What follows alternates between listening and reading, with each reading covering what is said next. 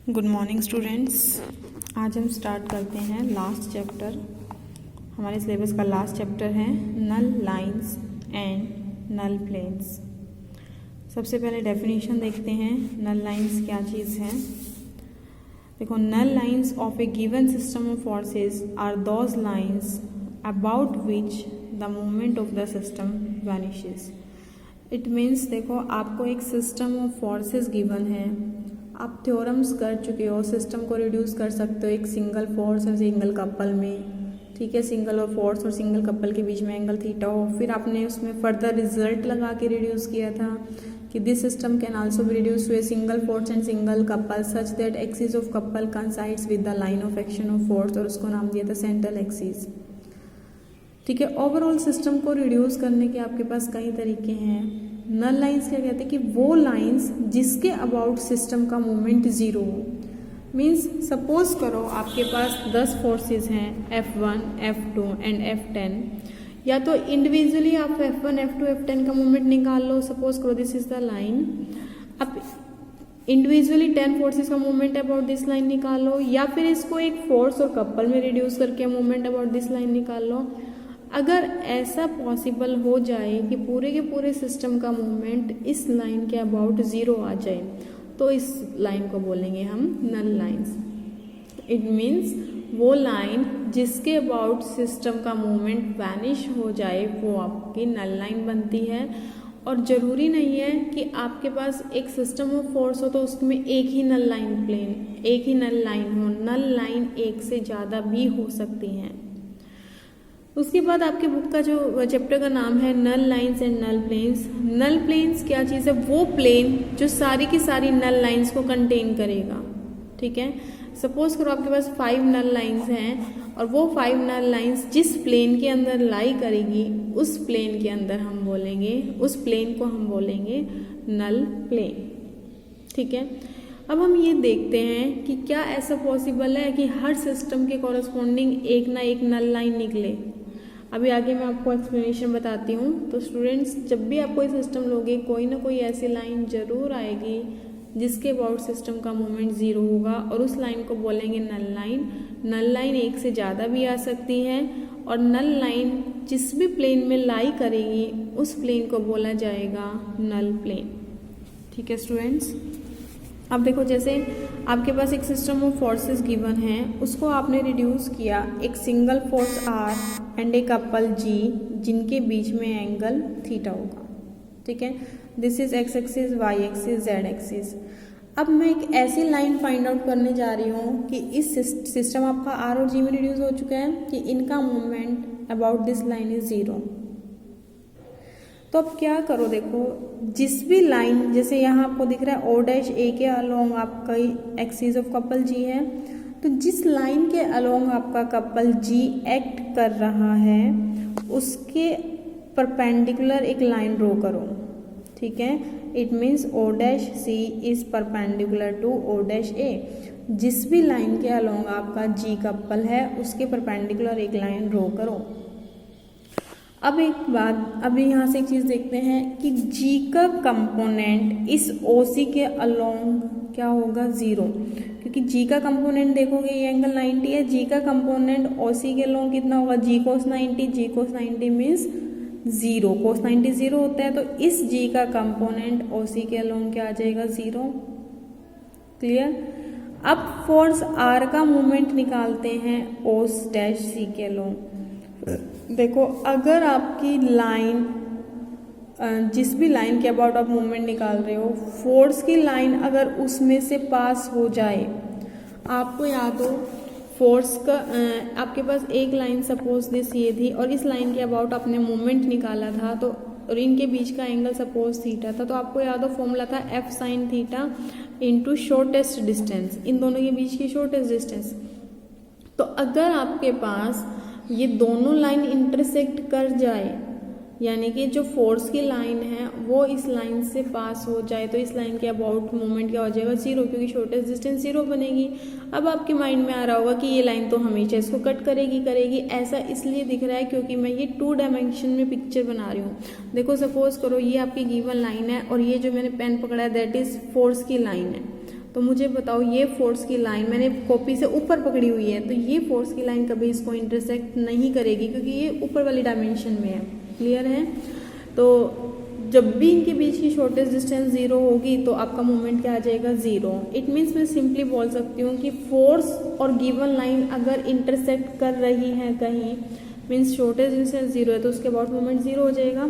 तो यही कंडीशन देखो यहाँ पर है, इस लाइन के अबाउट आपको मोमेंट निकालना है, इस फोर्स r का निकालना है, बट ये दोनों इंटरसेक्ट कर रही है तो इनके बीच में शॉर्टेस्ट डिस्टेंस 0 हो जाएगी, तो r का मोमेंट अबाउट OC भी क्या होगा? 0।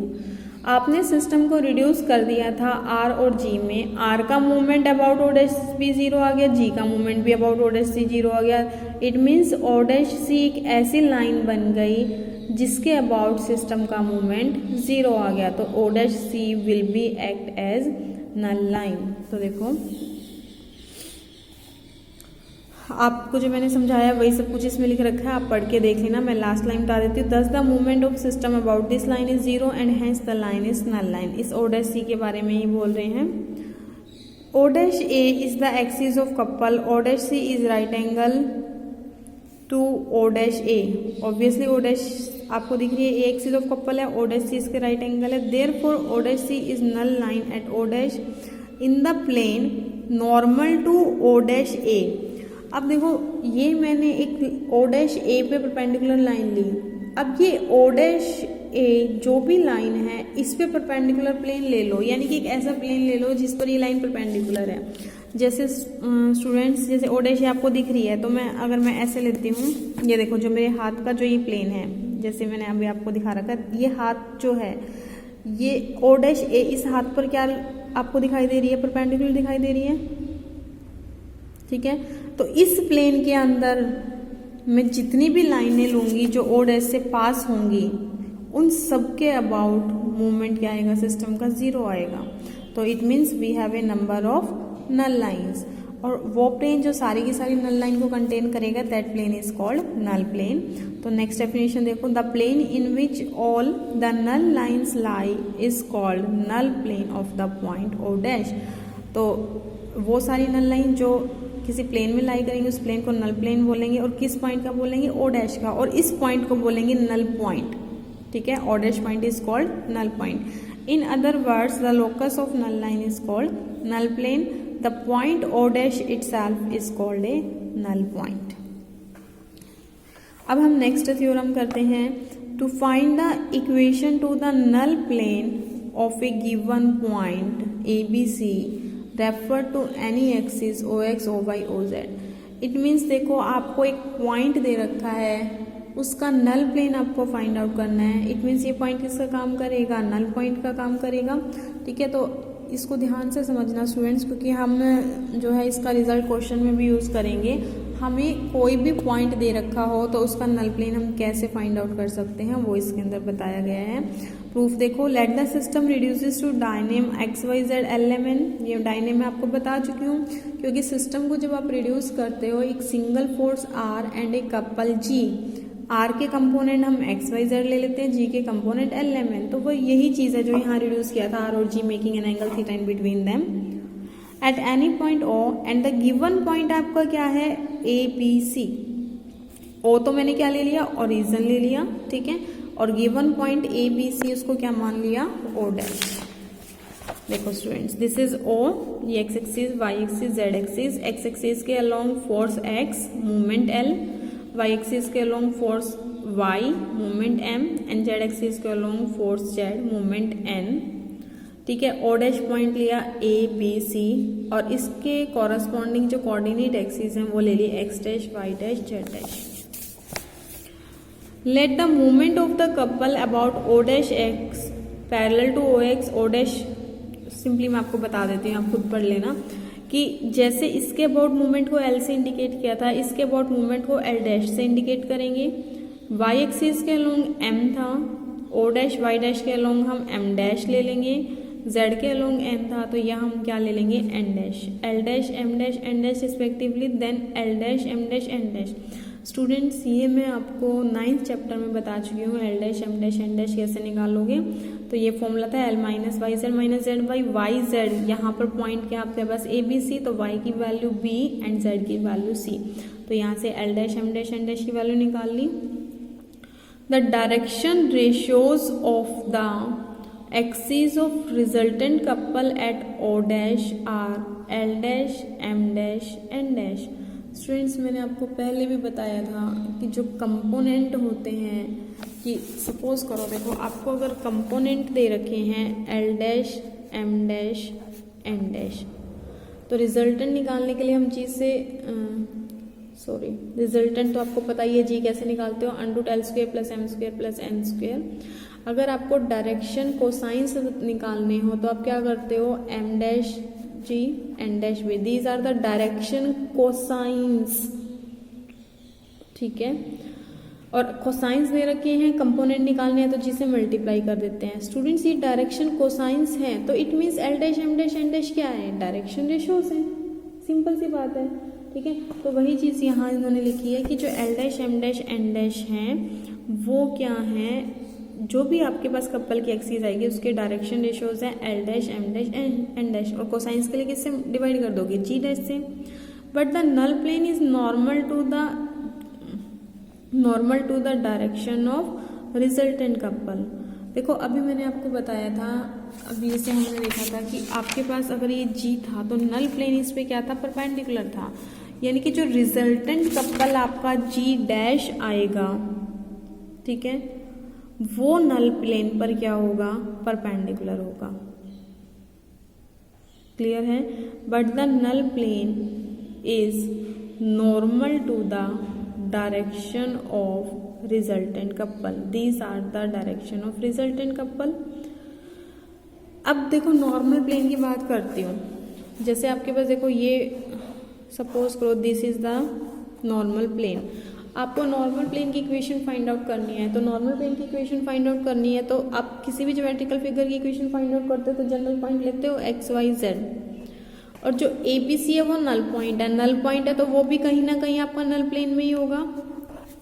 जैसे देखो आप कर रही है ओ डैश, तो that is null point. Null plane क्या था आपका, इसी से पास कर रहा था, तो ओ डैश भी कहीं ना, ये जो ए बी सी है ये भी कहाँ एक्ट करेगा, कहीं ना कहीं नल प्लेन में एक्ट करेगा।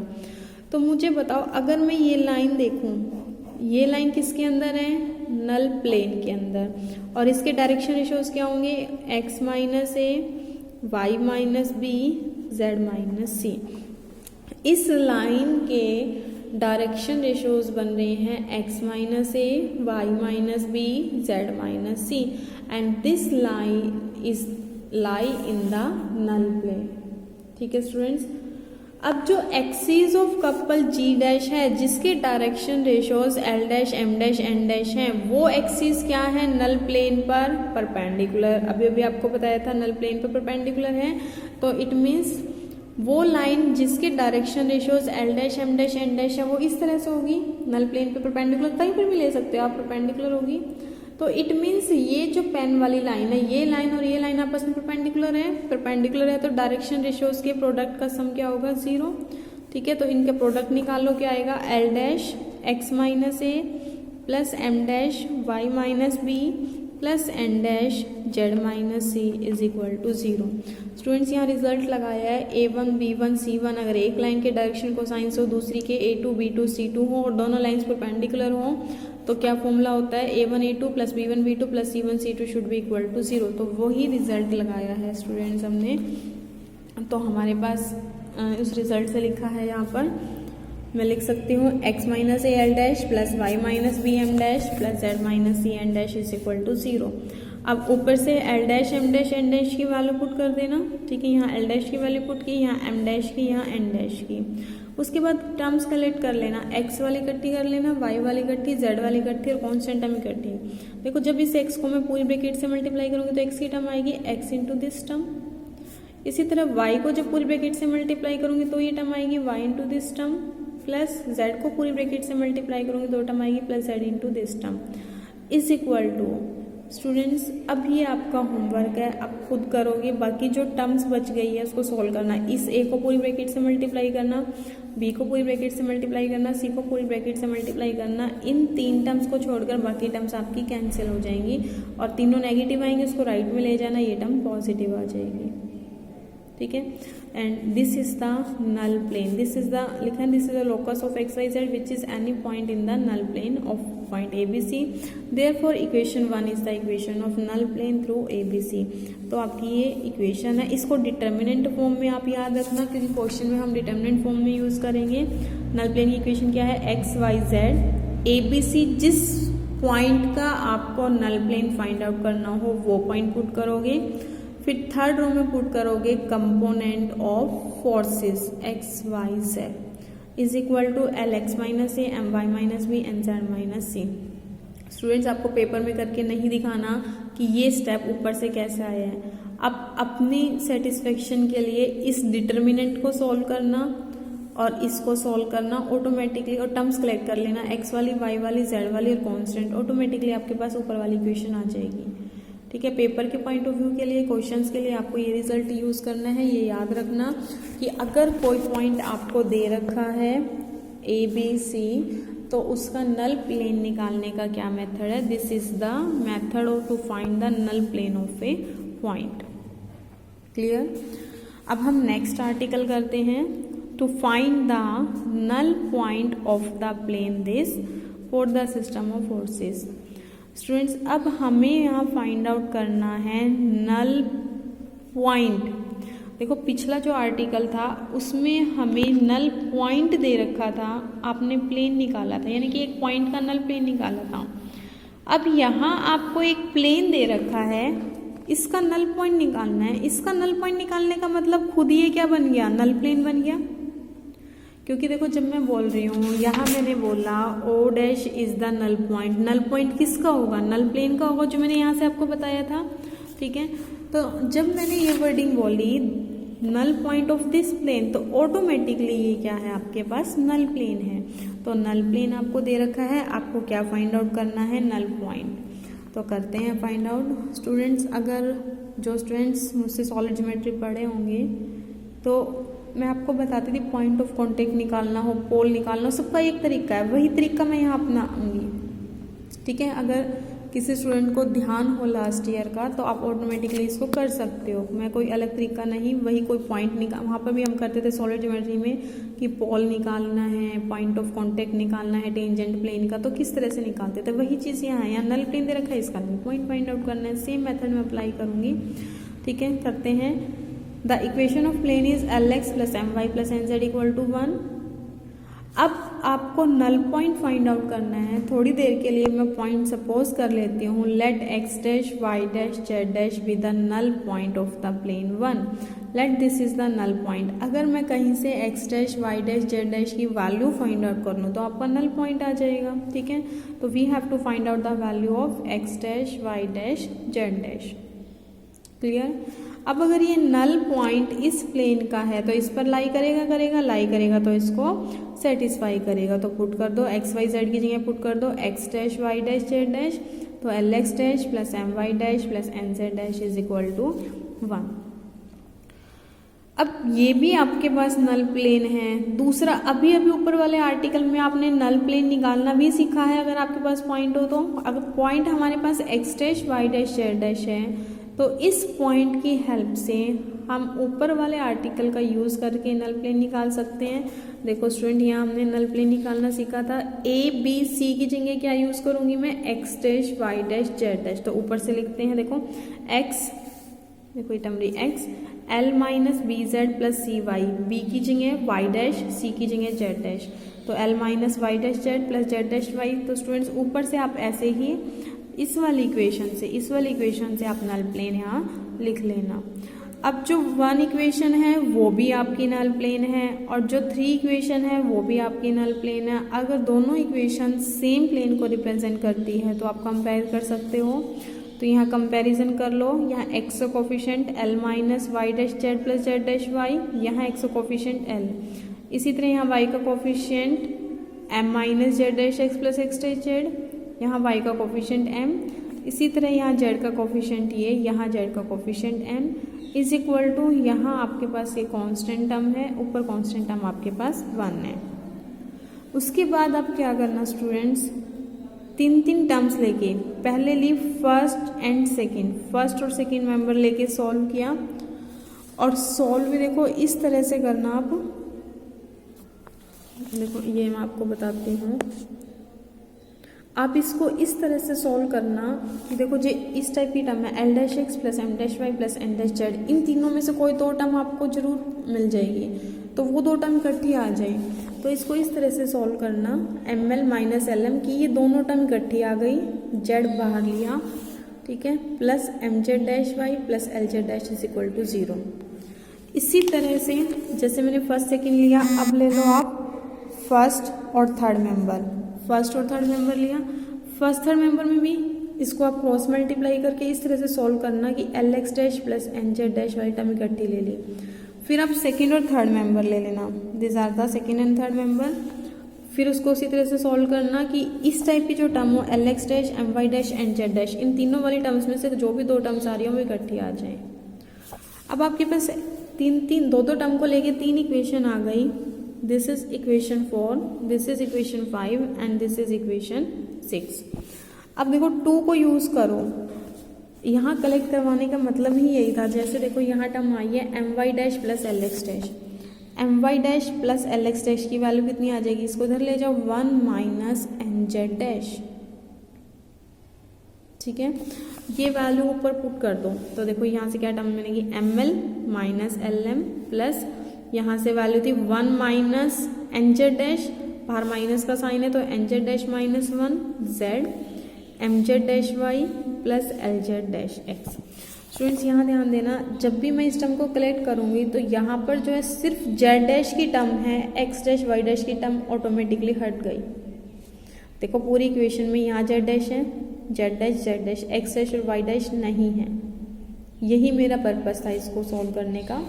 इसी तरह जब मैं इस इक्वेशन में पुट करूंगी L X dash plus N Z dash की वैल्यू क्या आएगी 1 माइनस एम वाई डैश, यहाँ से जब मैं यहाँ पुट करूंगी तो मेरी टर्म्स में सिर्फ वाई डैश रहेगा, देखो वाई डैश रहेगा, एक्स डैश जेड डैश हट जाएगा। ऐसे ही थर्ड वाले में पुट करोगे तो आपके पास टर्म आएगी।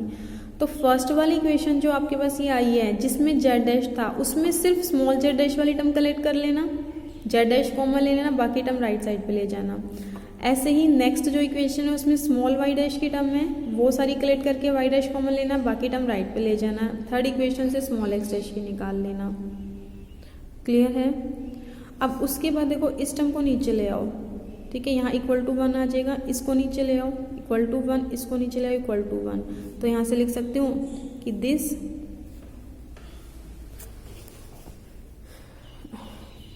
एक चीज़ और करो, एक काम और करो, देखो मैं एक करके दिखा देती हूँ। दिस इम्प्लाइज, इस टर्म को नीचे ले जाओ, Z dash Y Z plus L M minus M L is equal to, और इस टर्म को राइट पे ले आओ तो 1 plus L X plus M Y plus N Z. इसी तरह से यहाँ करना, इसी तरह से यहाँ, तो देखना राइट साइड तो सबकी सेम यही आ जाएगी। तो तीनों को इक्वेट करके मैं लिख दूँगी X dash Y dash Z dash is equal to this term, ठीक है। फिर इसको डिटर्मिनेंट फॉर्म में लिख लिया एम एन। क्लियर है? अब देखो फर्स्ट और लास्ट को लूँगी तो एक्स डैश आ जाएगा, सेकंड लास्ट को लूँगी तो वाई डैश जेड, यहाँ से जेड डैश ऑटोमेटिकली, देखो वैसे यहाँ से भी निकल गया था हमारे पास जेड डैश, इसको डिवाइड कर दो तो जेड डैश आ जाएगा, इसको डिवाइड कर दो तो वाई डैश एक्स डैश। तो आपको find out X dash Y dash करना था, आप किसी भी तरह से कर सकते हो, ठीक है। उसके बाद जो नेक्स्ट आर्टिकल है स्टूडेंट मैं नेक्स्ट वीडियो में बताती हूँ आपको।